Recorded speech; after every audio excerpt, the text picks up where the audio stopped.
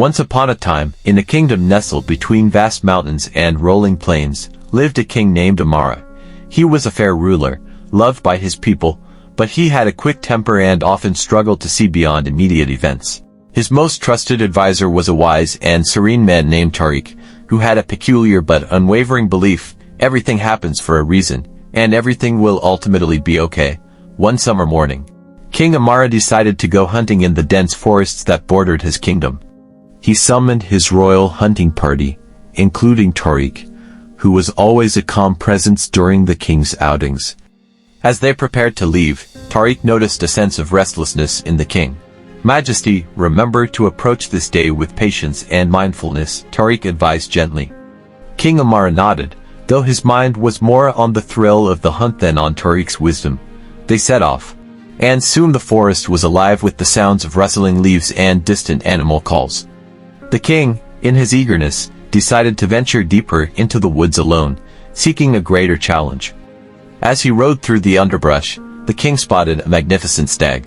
He drew his bow, took careful aim, and released the arrow. In his excitement to pursue the stag, he lost his grip on the bowstring and it snapped back, slicing his finger deeply. Blood flowed, and the king winced in pain. He wrapped his finger in a cloth and, despite the pain, managed to kill the stag. However, the injury dampened his triumph. Back at the camp, King Amara showed his injury to Tariq. "Look what has happened.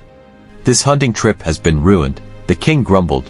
Tariq examined the wound and, true to his nature, said, "Majesty, everything happens for a reason.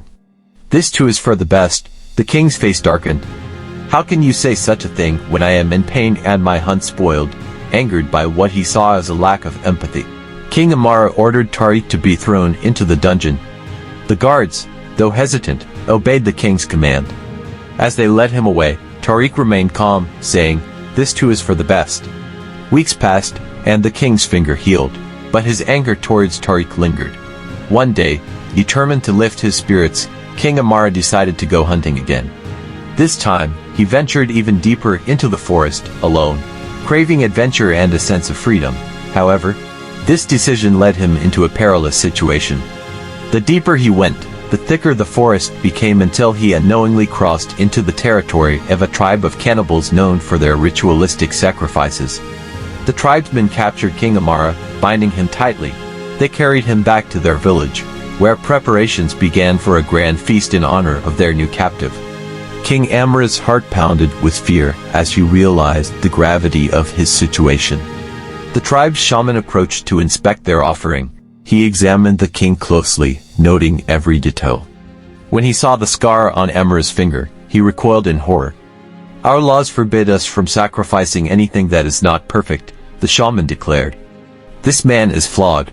Release him immediately." The tribesmen grumbled but obeyed their shaman.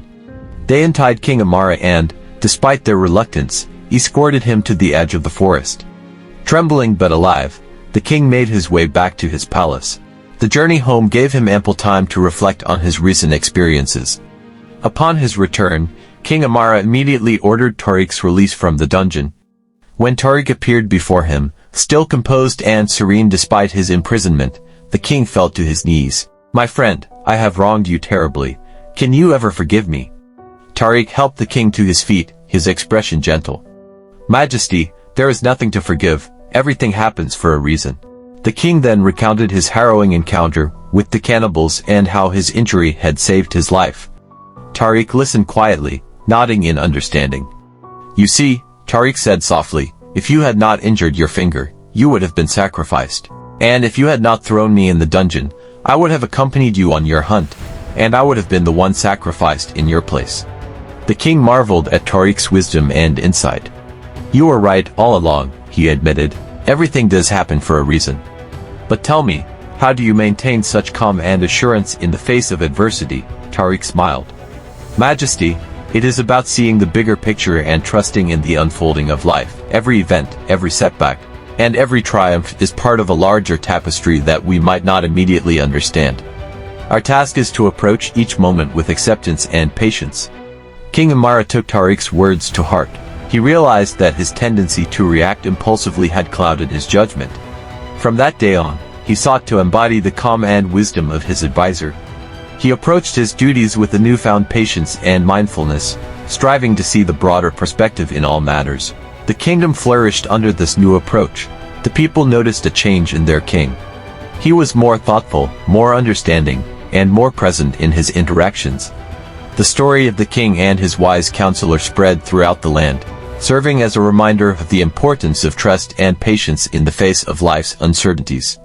In time, the kingdom became a beacon of tranquility and wisdom, with its people embodying the philosophy that everything happens for a reason and that, ultimately, everything will be okay. And so, the legacy of King Amara and his wise counselor Tariq lived on, a testament to the power of acceptance and the enduring value of time.